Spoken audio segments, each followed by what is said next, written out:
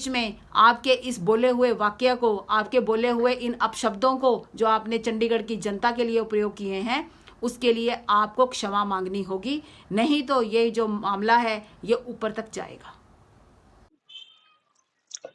चंडीगढ़ की सांसद किरण खेर अपने एक विवादित बयान को देकर अब मुश्किलों में फंसती हुई नजर आ रही हैं। उनके इस बयान को चंडीगढ़ कांग्रेस ने भी प्रमुखता से लिया है और एक वीडियो जारी किया है। पहले सुना देते हैं चंडीगढ़ की सांसद किरण खेर का वो बयान जिसको लेकर के अब विवाद खड़ा हो चुका है। सुनिए। पूरी सड़क बनाई, उधर पानी भर जाता था। अगर दीप कॉम्प्लेक्स में एक भी बंदा मेरे को वोट ना डाले तो फिर बड़े लानत की बात है, जाकर छितर फेरने चाहिए उनको, क्योंकि जितनी मैंने इतने पैसे देके उनकी।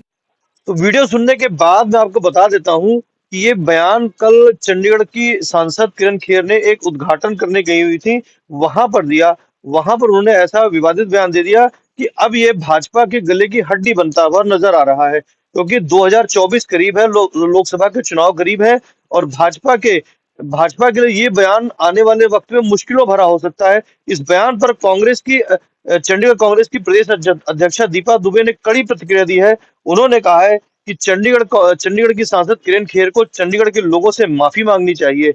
अचानक से वो प्रकट हो गई है। जब कोविड का वक्त था तब तो ये बीमार थी, तब तो चंडीगढ़ के लोगों के पास दुख दर्द को साझा करने नहीं आई थी, मगर अब जैसे ही चुनाव करीब आए हैं अचानक से प्रकट हो गई है। सुनिए चंडीगढ़ कांग्रेस की अध्यक्ष दीपा दुबे ने उनके इस बयान पर क्या प्रतिक्रिया दी, सुनिए।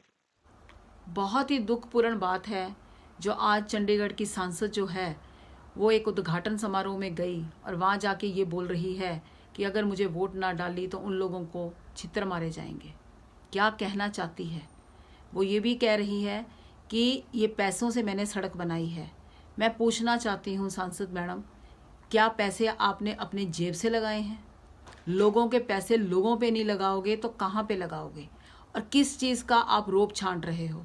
किस तरीके से आप अपने संसदीय क्षेत्र के लोगों से ये कह रहे हो कि हम अगर वोट मुझे ना डाली तो मैं ये लोग छितर के हकदार होंगे? कैसी कैसी बातें, कैसे कैसे अभद्र भाषा का आप प्रयोग करते हो। लानत है ये कहते हुए कि आप औरत होते हुए भी एक औरत का सम्मान करना नहीं चाहते। किसको बोल रहे हो वहाँ? किस चीज़ के लिए बोल रहे हो? आप आज वोट मांगना चाहते हो तो लोगों को अपने जूतों के छितरों के जोर के ऊपर वोट मांग रहे हो। आज आप डड्डू के मेंढक की तरह, बरसाती मेंढक की तरह बाहर निकल के आ गई हो। शर्म आती है ये कहते हुए कि आज से 9 साल पहले तुम कहाँ थी, जब ये पूरा देश रो रहा था, जब चंडीगढ़ के वासी सांस लेने के लिए वेंटिलेटर तक नहीं थे, ऑक्सीजन सिलेंडर नहीं थे, तब मैडम दुबक के बैठ गई जाकर ये कहते हुए कि मेरी तबीयत ठीक नहीं है। और आज आपकी तबीयत ठीक हो गई। आज पेवर ब्लॉक जिसका उद्घाटन करने के लिए काउंसलर भी कभी तैयार नहीं होता, आप जैसे लोग वहाँ पे पेवर ब्लॉक का उद्घाटन कर रहे हो। फट्टी लगाने के लिए ये सब काम हो रहा है। लेकिन मैडम करो, ऐसी लैंग्वेज आज की नहीं, शुरू से ही आप यूज़ करते आ रहे हो। लेकिन चंडीगढ़ की जनता एक सम्मानीय जनता है।